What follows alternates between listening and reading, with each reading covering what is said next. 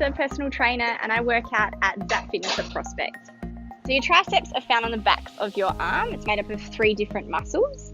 When you're doing exercises in the gym, any pushing exercise, you're using your triceps, but you're also using your chest. So I'm going to show you some exercises today that kind of eliminate or limit the amount of chest that's happening in the exercise. So the first one we're going to do is a narrow push-up.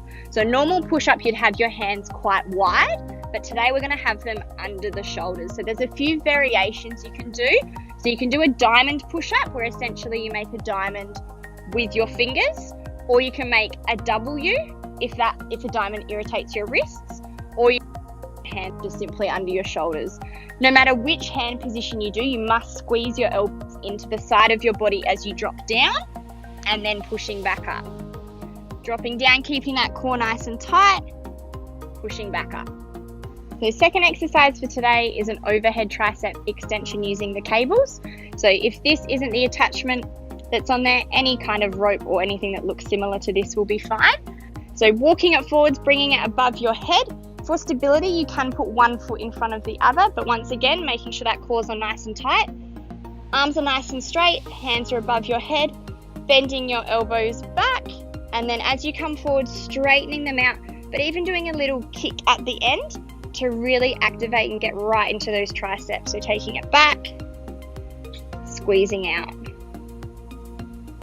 Making sure that those upper arms aren't dropping down or lifting up, that they're staying nice and still. Again, squeezing those elbows in.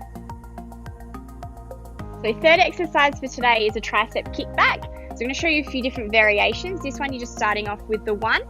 Coming over to a bench just for extra stability. Splitting those legs, core nice and tight, back nice and straight. Squeeze that elbow into your side. The upper arm stays there. So what you're doing is just extending your arm back, straightening it, and same as with the cables, doing a little twist at the bottom to really bring that thumb around and back in.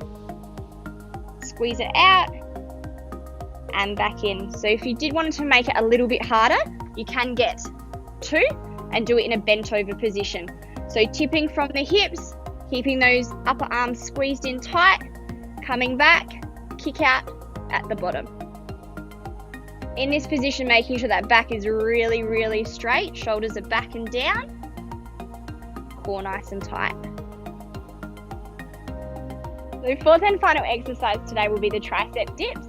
So with this one, there is lots of different variations to make it harder for yourself. So we're going to start at the basic and then work up to the advanced.